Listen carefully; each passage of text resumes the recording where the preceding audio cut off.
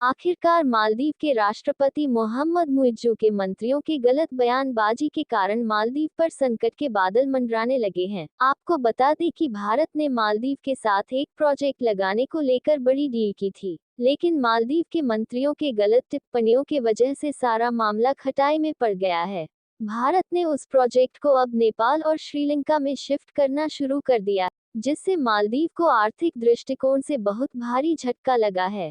भारत के प्रधानमंत्री नरेंद्र मोदी के इस कड़े फैसले ने मालदीव की नींद उड़ा कर रख दी है। उधर सोशल मीडिया पर भारतीयों द्वारा मालदीव का बहिष्कार ने मालदीव के राष्ट्रपति मोहम्मद मुइज्जू को बड़े संकट में डाल दिया है। भारत के इस कड़े फैसले ने मालदीव के अंदर हलचल मचा कर रख दी है। मालदीव के राष्ट्रपति मोहम्मद मुइज्जू ने आर्थिक संकट से जूझ रहे मालदीव को बचाने के लिए चीन का रास्ता अख्तियार कर लिया है। मोहम्मद मुइज्जू के इस आनन फानन के फैसले ने मालदीव को एक ऐसे दलदल में फंसा दिया है जहां से निकलना आसान तो नहीं, कभी कभी नामुमकिन भी हो जाता है। आइए इस पूरी खबर को विस्तार से जानते हैं।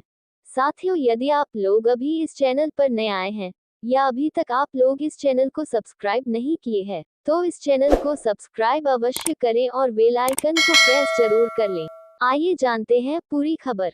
दरअसल आपको बता दें, ये सारा मामला भारत के प्रधानमंत्री नरेंद्र मोदी का लक्षद्वीप दौरा से शुरू होता है। नरेंद्र मोदी जब लक्षद्वीप के दौरे पर थे, तब मालदीव के राष्ट्रपति मोहम्मद मुइज्जू के सरकार के कुछ मंत्रियों ने भारत और मोदी को लेकर कुछ अपशब्द कहे, जिससे भारत और मालदीव के रिश्तों के बीच में दरार आना शुरू हो गया। मालदीव के राष्ट्रपति मोहम्मद मुइज्जू ने इस मामले पर अपने मंत्रियों को कुछ भी नहीं कहा और पूरे मामले पर चुप्पी साधी रही। मालदीव के राष्ट्रपति मोहम्मद मुइज्जू के इस चुप्पी ने भारतीयों की गुस्से को और हवा दे दी, जिससे भारत के लोग सोशल मीडिया पर मालदीव का बहिष्कार करना शुरू कर दिए। हालात को बेकाबू होते दे मालदीव सरकार ने आनन फानन में अपने 3 मंत्रियों को सस्पेंड कर दिया। आपको बता दें कि इससे पहले चुनाव में मोहम्मद मुइज्जू ने भारत के खिलाफ इंडिया गो बैक कैंपेन भी चला चुके हैं। मुइज्जू ने वोटरों को लुभाने के लिए इंडिया आउट कैंपेन का नेतृत्व किया। मुइज्जू ने ये भी वादा किया था कि वह सत्ता में आएंगे तो मालदीव की जमीन से भारतीय सैनिकों को हटाएंगे और भारत से व्यापारिक रिश्तों को भी संतुलित करेंगे। ऐसा कहा जाता था कि सोलेह सरकार की ट्रेड पॉलिसी भारत की तरफ झुकी हुई थी। मोहम्मद मुइज्जू ने चुनाव में इंडिया गो बैक कैंपेन खूब चलाया और इसके बल पर चुनाव जीतकर सत्ता में आए। सत्ता में आते ही उन्होंने भारत के बरसों पुराने रिश्ते को नजरअंदाज करके भारत आने के बजाय तुर्की और चीन के दौरे पर निकल गए। आपको बता दें कि चीन से लौटने के बाद मालदीव के राष्ट्रपति मोहम्मद मुइज्जू सख्त तेवर दिखा रहे हैं।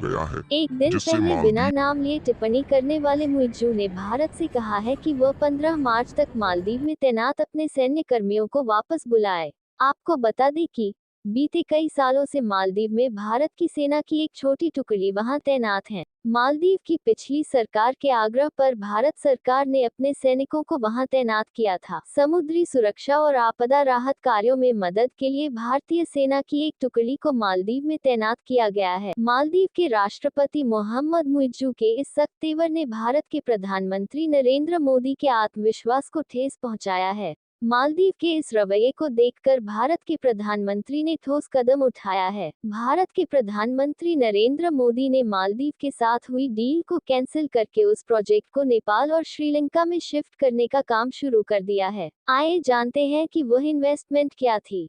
इससे पहले आपको बता दें कि भारत और भारतीयों ने जिस तरह मालदीव के घमंड को चकनाचूर करने का काम कर रही है, उनके लिए एक लाइक तो बनता ही है। दरअसल हम जिस इन्वेस्टमेंट की बात कर रहे हैं उसका नाम Pune gas expands into Sri Lanka forms joint venture with team DH group है। ये इन्वेस्टमेंट पहले भारत मालदीव में करना चाहता था, लेकिन हालिया में मालदीव के अकड़ को देखते हुए भारत के प्रधानमंत्री नरेंद्र मोदी ने भारत और मालदीव के बीच बिगड़ते रिश्ते को मद्देनजर रखते हुए इस प्रोजेक्ट को श्रीलंका और नेपाल में शुरू करने जा रहे हैं, क्योंकि श्रीलंका और नेपाल भी हमारे पड़ोसी देश हैं और उनसे हमारा रिश्ता भी अच्छा है। इस इन्वेस्टमेंट से भारत के साथ नेपाल और श्रीलंका के रिलेशनशिप में और मजबूती आएगी।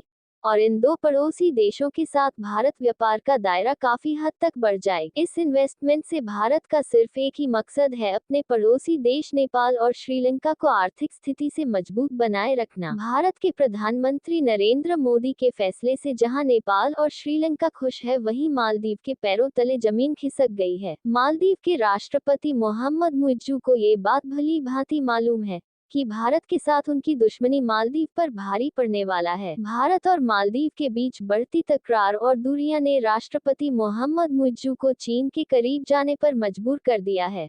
और बता दें कि उधर चीन ने भी मालदीव को मदद और इन्वेस्टमेंट का लालच देकर अपने जाल में फंसा लिया है। राष्ट्रपति मोहम्मद मुइज्जू भारत से नफरत करने के चक्कर में मालदीव को चीन की जाल में इस कदर फंसा दिया है, जिस तरह चुआरे के जाल में मछली फंस जाती है। क्या आने वाले समय में मोहम्मद मुइज्जू चाइना के चंगुल से मालदीव को बचा पाते हैं या नहीं? साथियों, मालदीव ने भारत के साथ वर्तमान में जो किया या कर रहा है, उस पर आप लोगों का अपनी राय क्या है? आप लोग कमेंट में अवश्य बताएं।